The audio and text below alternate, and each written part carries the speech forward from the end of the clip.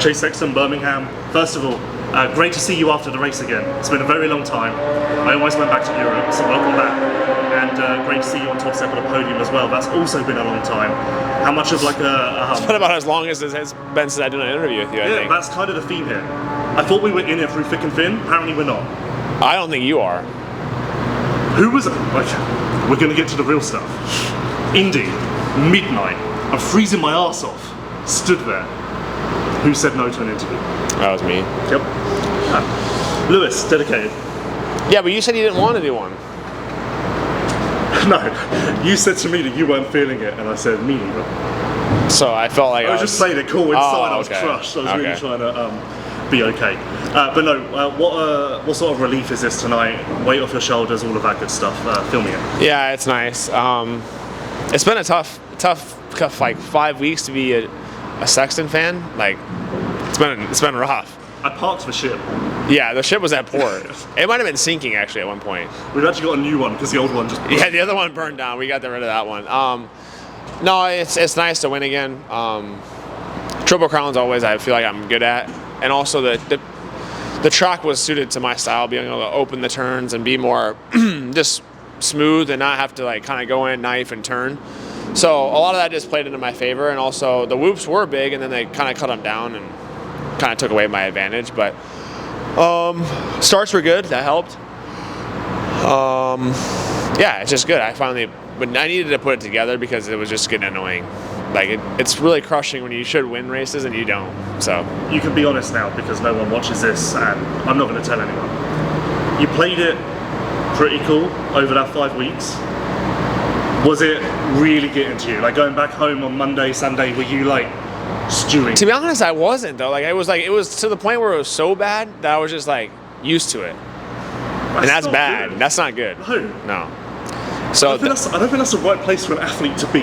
No. In my expert opinion. Well, I was like, dude, crap just kept happening. Like it just kept piling on, and I'm like, well, we just gotta embrace it now. Do you want to know how I know this is true? Why?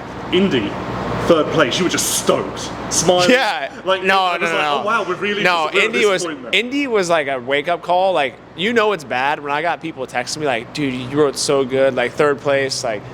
Nice to see you back on the podium. Like that's not good.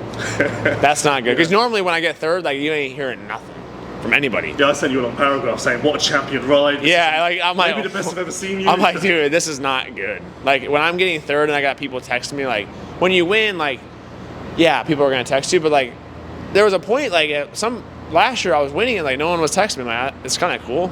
Like when you're winning and no one's texting you, like that's pretty. Yeah. It means you're in a good spot. Yeah, because it means like. You've said good job so many times. Yeah, it's like, what do you get? But now, like, this year I hit the point where I'm like, people were texting me for a third place. Like, oof, that's not good. I almost texted you after a fifth place and was like, way to go, top 5. I would have known that was. I knew that was like that wasn't genuine. But I don't know. I also like if you ever look at my season, which I do need to fix it in Supercross. Like I go through a part where I'm like. Just a port. Ship on your mind. No, the ship was in the port. That's what happens. The ship is parked for 3-4 weeks at a time during the middle of the season, which I don't know why. So now we got the propellers turning and we're off and into the open ocean. Yeah, like it is funny in a way. Like you talked about how this was going to be second half of the season. That's where you're strong. Yeah. Like it's no joke. Like even from practice, you were just on. Yeah. And it doesn't make sense. Like it shouldn't make sense. It doesn't really make sense. I've always been that way. Since I was amateur, like I would always smash the last like at a national where we're there all week. I would start first moto, baby, okay. I'd go through a lull, and then dude, I would just hammer the last 3 motos. I'd win all 3 last motos. I don't know why. I've always been that way. So I don't know if that's like a mental issue. I don't know. I mean, it's good to end the season strong because that's where we need to do our best work. It'd be bad if we start and we just continue to get worse and don't get better, but we rebuild. You're painting this in a good way. It is a good thing. I'm going to paint it in a better way because you're not doing a very good job. Oh, okay. It's not really a mid-season slump though, because truthfully, you should have won Arlington. Yes. Who knows about? I should have won Tampa. Crash. It's not like you just sucked at these. I should have won Tampa. Yeah, but that's not really mid-season. We can't. But that's where it started. Yeah. That's where. after this interview, I've got a story about that for you. That's where it went downhill. Should have won that race. Should have won the Dallas. Detroit probably should have won. Probably should have won that race. So, like I said, it's not like I'm in a slump, but I get just piled on. Like everyone just, not everyone, but like myself. We're just getting dug into a hole, and I gotta dig myself back out. Yeah, honestly, I talked so much shit on you. I'm sure you did. Yeah, fair weather fan, but good stuff. Yeah. So I had a fellow. How was my riding tonight? Well, this will tell you. So I had a fellow MXGP journalist here today. Yeah. Adam. Yeah. You gotta give me his number. I gotta do an interview with him. Okay. He's a nice guy. Can you just focus on my interview, please? Yeah. And I'd also, can you just not talk to other media? Well, you gotta give me his number actually, because it's for a KTM. Okay. But he turns to me in the press box and he went, "Did you just watch Chasing the Sand?" And I went, "Yeah." He looks like Hurlings. And I was just like, it's not just me. It's not, and I immediately was like, ding. Yeah. Yep. It's a big moment. But it's That's nice a good compliment. In the sand? Yep. That's a good compliment. But legit question about sand. Last main event, the outside line came in. Yeah. Why was that not there the whole night? I don't know. Or did you just never think about? No, they built up the wall on the outside. It went away. When I was following Cooper, he would blow it out every lap, so I had to like tiptoe around it. I was not good in the sand last main. But you're riding. You wanted me to answer this. First main event, amazing. Second main event, amazing. Third main event, first couple of laps. We're iffy. It was. I wasn't really sure what was going on. No, we weren't either. We weren't sure. We weren't sure. But then after like lap yeah, four, we were good. Yeah, we got good. Yeah. So overall, A, not A plus though. A. The first half of the third main event. Yeah, it ruins it. It was like a C. Brings it, I've got to bring it down. It was like a C. Yeah. So it went. Sorry yeah. to let you down. It's all right. No, I appreciate it. We need to move because time's ticking and you want to get out of here.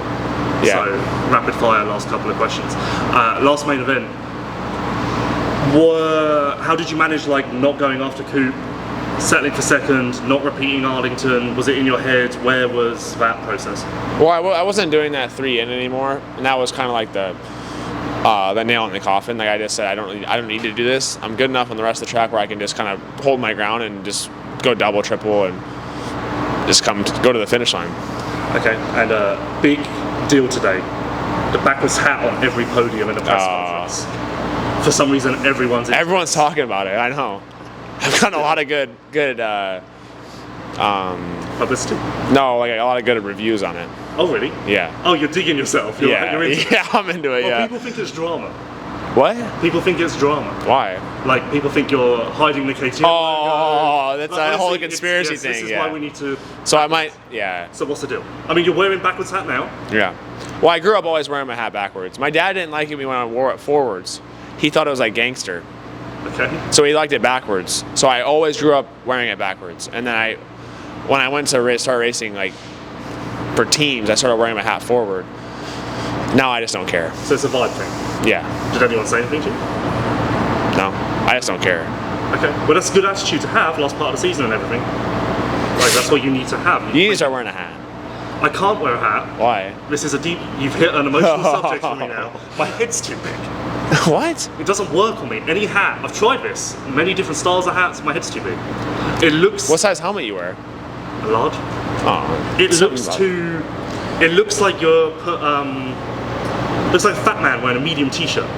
Like it's gonna burst off. But I'd like to wear a hat because I like hats. So now I don't know what to do with this. And now I'm like fixed in on your face and like what could be better. Feel free to review. No, I'm good. Because I do need help in that. No, you're a good looking guy. Not to be weird. That's gonna be on a lot of crap. Oh, no. So, okay. I'm done doing your interviews because every time I get done with them, I get an SMX cum video or like publicity chase. You're welcome. Yeah, but like not like in a good way. I get like no context moto. Yeah. Just the one from Phoenix. I told you to take it out, and you just and I said it was fine because it was fine. Yeah, well, I got that. That was just clipped from everywhere. I saw that for 3 weeks. Yeah, you're welcome. Publicity. Let's be honest. In the last few weeks, we needed it. No one wanted to talk about your results. No. Well, no, after Phoenix, I won. Yeah, I know.